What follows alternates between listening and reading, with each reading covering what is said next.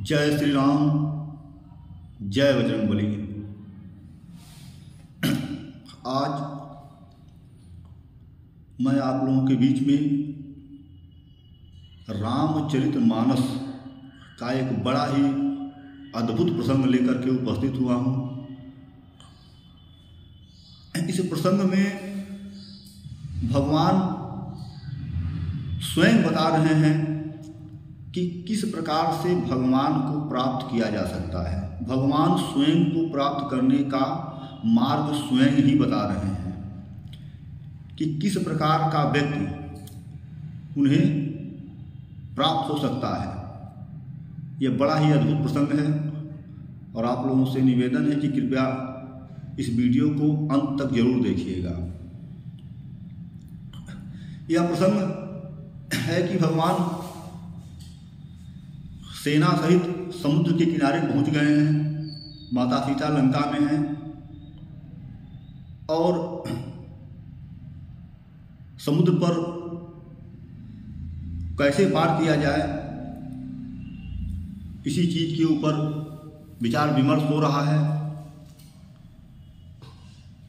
और उधर पवनसुत हनुमान जी लंका में जाकर के माता सीता का पता लगा करके आते हैं और सिर्फ पता ही नहीं लगाते हैं बल्कि रावण की लंका को तहस नहस कर देते हैं, जला देते हैं।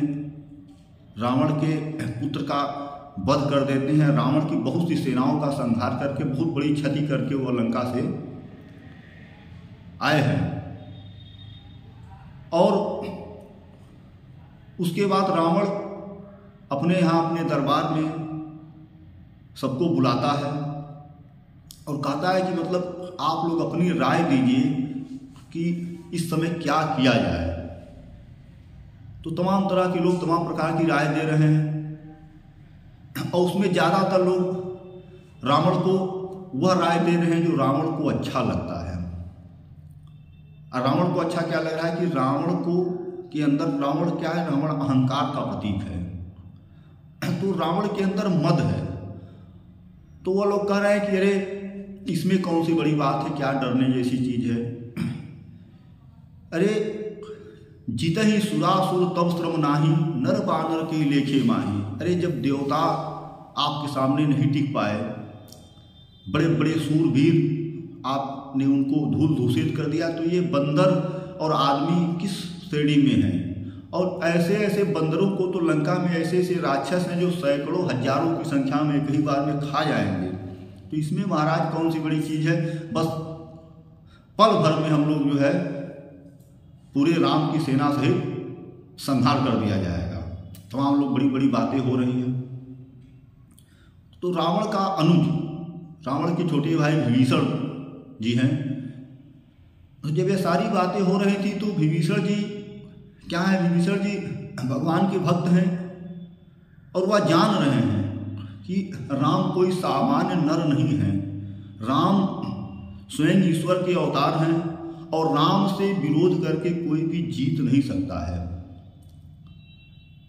तो आकर के रावण को समझाते हैं कि हे महाराज, हे भैया, आप राम से विरोध को त्याग दीजिए क्योंकि राम सामान्य व्यक्ति नहीं है। और आप जाकर के सीता जी को स्वसम्मान लौटा दीजिए और भगवान आपको, प्रभु राम आपको माफ कर देंगे और उनसे युद्ध करके कदापि लंका की भलाई नहीं है। वह कहते हैं कि जो आपन चाहो कल्याणा, सुजस सुमति शुभ गति शुभ नाना, सो पर नार लीलार गोसाई, तजौ चौथ के चंद की नाई। कि आप जा करके सीता जी को वापस कर दीजिए और भगवान बड़े ही दयावान हैं, बड़े क्षमावान हैं। वह आपको, आप उनकी शरण में चले जाएंगे तो आपको किसी प्रकार का दंड नहीं देंगे।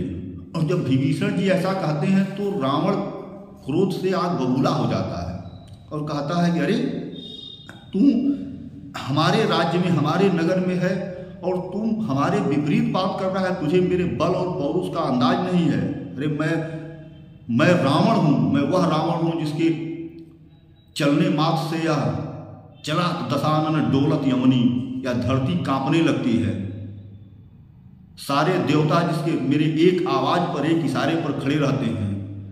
काल मेरे बिना इजाज़त के प्रवेश नहीं कर सकता है, और तुम मुझे उन सामान्य से वनवासियों से भयभीत कर रहे हो और मुझे कह रहे हो कि मैं जाकर के उनकी शरण में चला जाऊं। तेरी बुद्धि नष्ट हो गई है विभीषण, तुझे मेरे बल का अनुमान नहीं है कि मैं वही रावण हूं जिन्होंने अपनी भुजाओं पर कैलाश पर्वत को उठाया है।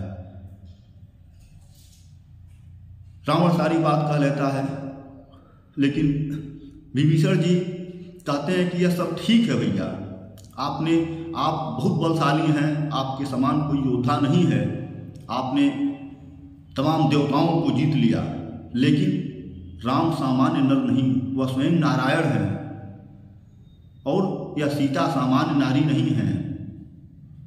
तो आपकी भलाई इसी में है, नहीं तो पूरे लंका का विनाश हो जाएगा।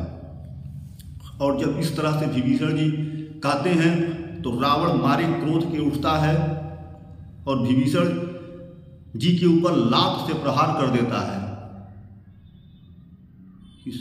सुनत दशान अनुसार ईसाई अखल सोई निकट मृत्यु अब आई, जियत सदा सठ मोर जियावा, रिप कर पक्ष मूढ़ते भावा। कहता है कि अरे तुझे शत्रु का पक्ष भा रहा है, और अस कही कीन्हे चरण प्रहारा, अनुज गहे पद 12 तुम पितु सदिश भले में मारा, राम भजे हित नाथ तुम्हारा। उसने चरण का प्रहार कर दिया और कहा जा तू भी भाग गया और तू भी जाकर के उन्हीं राम के दल में मिल जा, नहीं तो अभी मैं तो तेरा वध कर दूंगा। लेकिन विभीषण उठे, फिर चरण को पकड़े, उन्होंने कहा कि भैया आप मेरे पिता के समान हैं, बड़ा भाई पिता तुल्य होता है, आपने मुझे मारा, मुझे इसका कोई ग्लानि नहीं है, लेकिन मैं फिर आपसे कह रहा हूँ कि आप मान जाइए और सीता को वापस कर दीजिए। लेकिन रावण ने उन्हें डांट करके भगा दिया, कहा तू भाग गया और तू जाकर के उसकी दल में मिल जा, रावण के रामा दल में चला जा। और उसके बाद विभीषण जी वहां से निकलते हैं और आयऊ सपद सिंधु बारा। और विभीषण जी चलते हुए, उनके पास जल मार्ग पर चलने की शक्ति थी विभीषण जी के पास, और वह सपद मतलब अपने पैरों से चल करके और समुद्र के इस पार आ गए। और जब रामा दल में आए और जब बंदरों ने उनको देखा तो पकड़ लिए बंदर और पूछा कि कौन हो। तो उन्होंने कहा कि मैं लंकाधिपति महाराज रावण का छोटा भाई विभीषण हूँ। और जब बंदरों ने सुना कि रावण का भाई विभीषण आया हुआ है तो उन्होंने विभीषण को पकड़ करके और वह महाराज सुग्रीव के पास लेकर गए और जाकर के बताया कि महाराज रावण का भाई विभीषण आया हुआ है, हम लोगों ने उसे पकड़ लिया है, बताइए क्या किया जाए। तो विभीषण महाराज ने कहा कि हम लोग, तो सुग्रीव जी ने कहा कि हम लोग विभीषण को लेकर के और महाराज प्रभु श्री राम के पास चलते हैं और प्रभु श्री राम ही निर्णय करेंगे कि क्या किया जाए। और विभीषण जी को लेकर के सुग्रीव जी और मानव सेना के साथ वहाँ गए जहाँ पर भगवान श्री रामचंद्र जी बैठे हुए थे और लक्ष्मण जी थे, और गए और उन्होंने बताया कि प्रभु रावण का छोटा भाई विभीषण आया हुआ है और हम लोगों ने उसे पकड़ लिया है, तो बताइए क्या किया जाए। तो भगवान ने कहा कि आप राजा हैं, आप पहले अपना मत बताइए कि क्या किया जाए। तो सुग्रीव जी ने कहा कि महाराज वह रावण का भाई है और जान न जाए निशाचर माया, काम रूप के ही कारण आया। और वह किस कारण से आया है कुछ पता नहीं, हो सकता है यह निशाचरों की बड़ी विचित्र माया है, हो सकता है उसे भेजा गया हो हम लोगों का भेद लेने के लिए। और वह तो हमें तो ऐसा लग रहा है कि हमें उसको पकड़ करके बंधक बना लेना चाहिए, उसे बांध लेना चाहिए और उससे लंका का भेद लेना चाहिए, हमारी मति यही है। तो भगवान ने कहा कि सुग्रीव जी आपकी मति ठीक है, आप राजा हैं और आपका सुझाव बहुत ही अच्छा है, परंतु यदि वह किसी भय से मेरी शरण में अगर आए हों तो फिर उनके साथ कदापि ऐसा नहीं किया जा सकता है, क्योंकि जो मेरे शरण में आ जाता है तो मैं उसको त्याग नहीं सकता हूँ। कहे कि जो सभी आवा शरणाई और रखियो ताहि प्राण की नाई। क्योंकि भगवान शरणागत बच्छल हैं, भगवान शरण में गए हुए को नहीं त्यागते हैं, चाहे वह कितना भी बड़ा पापी हो, कितना भी बड़ा अधम हो। अगर वो भगवान के शरण में चला गया तो भगवान उसे त्यागते नहीं हैं। क्योंकि शरण गए प्रभु ताहु न त्यागा, विश्वद्रोह कृत अध जेहि लागा। उन्होंने कहा पहले यह पता करिए कि वह हमारे, उसके बाद से भगवान ने कहा, देखिए बड़ी अच्छी बात कि भगवान को कैसे लोग भगवान को पा सकते हैं या कैसे लोग भगवान के प्रिय हो सकते हैं। कि भगवान ने कहा कि ठीक है, अगर वह किसी बुरे मनसा से अगर विभीषण आए हैं तब भी आने दो, कि जो पे दुष्ट हृदय सोई होई, अब मोरे सन्मुख आओ की सोई। कहने अगर वह दुष्ट हृदय भी है, अगर उसे रावण ने किसी गलत मनसा से भी भेजा है तब भी विभीषण को मेरे सामने आने दो। क्यों? क्योंकि भगवान ने कहा निर्मल मन जन सो मोहि पावा, मोहि कपट छल छिद्र न भावा, अभेद लेन पठ वा दस सीसा, तबहु न कछु भय हानि कपीसा, जगमहु सखा निशाचर जेते, लक्ष्मण हनहि निमिक महु तेते, जो सभी तया वा सरनाई, रखिहु ताहि प्राण की नाई। भगवान ने कहा कि आने दो, अगर वह दुष्ट हृदय भी होगा तभी मेरे सामने उसको आने दो। क्योंकि अगर वह दुष्ट होगा, वह निशाचरी माया से प्रेरित होगा, तो ऐसे निशाचरों का वध एक क्षण में लक्ष्मण जी कर देंगे। लेकिन अगर वह मेरे शरण में आया हुआ है तो मैं उसे त्याग नहीं सकता हूं, और वह दुष्ट हृदय है तो पहले उसे मेरे सामने आने दो। क्यों कि निर्मल मन जन सो मोहि पावा। भगवान ने कहा कि मुझे कौन पा सकता है कि जिसका मन निर्मल हो, कि निर्मल मन जन सो मोहि पावा, मोहि कपट छल छिद्र न भावा। कपट छल दम लेकर के कोई मेरे सामने नहीं आ सकता है। मेरे सामने आने के लिए उसको छल कपट दम्भ लोभ इसको त्यागना पड़ेगा, और निर्मल मन जिसका होगा वही मुझे प्राप्त कर सकता है, वही मेरा दर्शन कर सकता है। और निर्मल मन क्या है? मन निर्मल, मन का मैल क्या है कि काम क्रोध मद लोभ सब, नाथ नरक के पंथ, तिनि परिहर रघुवीर ही, भजहि भजहु जहि संत। काम क्रोध मद लोभ ये चार जो है या क्या है, यह मन की मैल है। और जिसके मन में काम है, जिसके मन में क्रोध है, जिसके अंदर मद है, जिसके अंदर लोभ है, काम वासना है। क्रोध क्या है? क्रोध अग्नि से भी तेज है। क्रोध व्यक्ति के सारे गुणों को जला देता है। मद अहंकार व्यक्ति को सत्य का आभास नहीं होने देता है। और लोभ सारे पापों की जड़ जो है लोभ है। तो यह चारों मन की मैल है। चारों इस मैल को हटाने के बाद ही जब आदमी का मन निर्मल हो जाता है तभी वह ईश्वर को प्राप्त कर सकता है।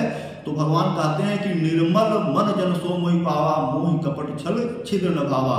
कि अगर वह उसके मन में दुष्टता होगी, उसके मन में किसी प्रकार का मैल होगा तो वह मेरे सामने नहीं आ पाएगा। तो इसीलिए उसे आने दीजिए, क्योंकि निर्मल मन वाला ही मेरा दर्शन पा सकता है। निर्मल मन वाले को ही मेरा सानिध्य प्राप्त होगा। तो भगवान को वही पा सकता है कि जिसका मन निर्मल हो, जिसके मन में अगर मैल है, जिसके अंदर यह काम क्रोध लोभ मोह चार जो है यह विकार बैठे हुए हैं, वह कभी ईश्वर का साक्षात्कार नहीं कर सकता है। तो ईश्वर को पाने के लिए पहले अपने मन को निर्मल करना बहुत जरूरी है। और भगवान ने स्वयं ऐसा उपाय बता दिया कि इस उपाय से हम ईश्वर को प्राप्त कर सकते हैं। और उसके बाद फिर विभीषण जी भगवान के सामने आए, भगवान की शरणागति उनको प्राप्त हुई, भगवान ने उन्हें अपना मित्र बनाया और अपना मित्र ही नहीं बनाया, क्योंकि भगवान के पास जो चला जाता है भगवान उसको दुनिया का सब कुछ दे देते हैं। और भगवान ने उसी क्षण विभीषण जी को लंका का राजा घोषित कर दिया। उसी क्षण जो है भगवान ने विभीषण जी को लंका का राजा घोषित कर दिया, क्योंकि जो ईश्वर के शरण में चला जाता है फिर उसे किसी चीज की कोई कमी नहीं रहती है, उसे भगवान की शरणागति प्राप्त हो जाती है, जिसके ऊपर भगवान की कृपा हो जाती है।